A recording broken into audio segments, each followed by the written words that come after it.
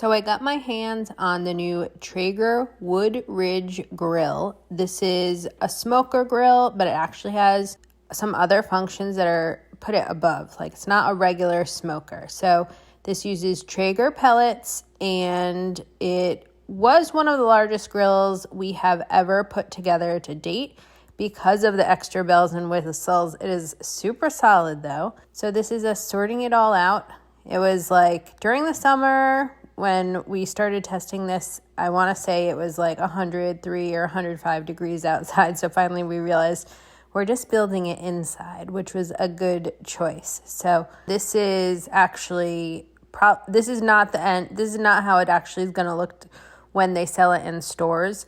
The packaging in the boxes anyways, because they were updating some things. So I do love those pop lock, I think they're called, the railings on the side, because you can get accessories. So it'll hold your barbecue tools while you are grilling.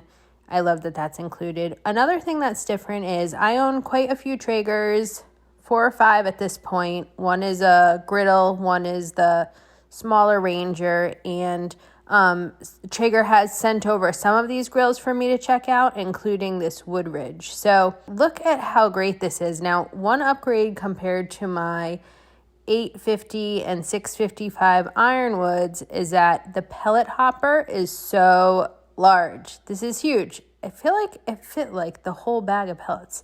I can't remember because I've just been topping it off, but that first time I feel like it did.